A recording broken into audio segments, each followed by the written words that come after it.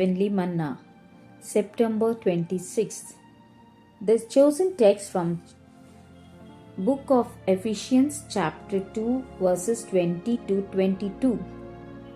Jesus Christ himself being the chief cornerstone, in whom all the building fully framed together groweth into an holy temple in the Lord, in whom ye also are builded together for an habitation of God through the Spirit. Explanation. Let us, as day after day rolls by, remember our threefold relationship to this temple. 1. We are still in process of preparation as living stones. 2. As members of the royal priesthood carrying the ark, we are marching from the tabernacle into the temple condition. Some of our number have already entered in, and some are still on the way. Third, as the Lord's people, the time has come for us to know, to sing with the Spirit and understanding, the new song of divine mercy, justice, love, and truth. Let us be faithful in each of these respects, fulfilling our paths, and ere long our course will be ended, and the glory of the Lord will fulfill the temple. Reprint number 3284. Amen. Welcome to the Deep Dive.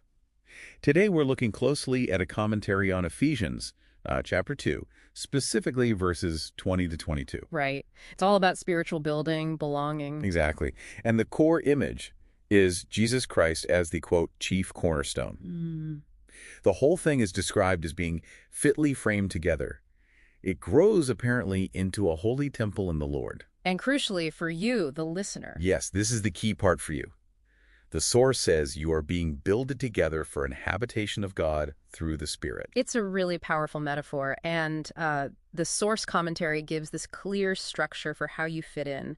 It actually calls it a threefold relationship to this temple. Threefold. Okay, so not just one role. Let's unpack that. What's the first aspect? Well, the first one is about getting ready. The source calls it the preparation phase. Preparation, okay. And it specifically says you're still in process of preparation as living stones. That word still is important. Yeah, it suggests it's ongoing, right? Not a one-and-done thing, continuous development.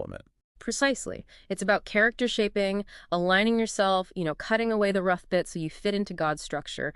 Your usefulness depends on this preparation. That makes sense. Preparing the stone. But, how does being a stone, which sounds pretty stationary, connect with the next role? I hear that involves movement. Good question. Because the second role is actually quite active. It's the role of the royal priesthood. Royal priesthood, oh. And the image used is this group carrying the ark and actually marching from the tabernacle into the temple condition. Marching, tabernacle into the temple condition. That sounds significant. Can you give us the quick version of what that symbolizes? Moving from what to what? So the tabernacle, that represents a kind of temporary mobile phase, maybe testing, pilgrimage. Right, not permanent. Exactly. Whereas the temple signifies permanence, stability, an established dwelling place. So the source seems to say that the preparation, that first role, makes this march possible. Okay. So the shaping allows the moving towards stability. Yes. And interestingly, the commentary points out some of our number have already entered in and some are still on the way. So it's a shared journey, but people are at different points. That feels realistic. It does. It acknowledges individual progress within the community. Okay, so we've got internal preparation, then active movement. What's the third part? You mentioned something audible. Yes. The third relationship is 3, the new song. A song. The source says the time has come for God's people to know, to sing with the Spirit and understanding this particular new song. It's like the sound the temple makes when it's complete. And this isn't just any song, right? The source is specific about the themes, the content. Very specific. It says the song covers 4 key divine attributes. Which are? Divine mercy, justice, love, and truth. Mercy, justice, love, and truth. Yeah. And connecting it back to the building idea, these aren't just nice concepts. They are presented as essential elements, like the very pillars that make the temple sound and whole. So preparation, marching priesthood, and this specific song of divine attributes. If we put it all together, What's the main takeaway for you, the listener? What's the core instruction? Well, it boils down to responsibility, really. The source urges you to be faithful in each of these respects, fulfilling our parts. Do your part faithfully, in preparation, in the march, and understanding that song. Exactly. It implies your effort in any of these areas really matters to the whole structure. And the payoff for this faithfulness. The source gives a promise, doesn't it? It does, a beautiful one, that ere long our course will be ended and the glory of the Lord will fill the temple. A clear destination. The glory filling the temple. Okay, so that brings us to our final thought for you to consider. Yeah, based on that core structure, Christ is the cornerstone and everything being, quote, fitly framed together. That specific phrase, fitly framed. Mm. What does it suggest about your unique role?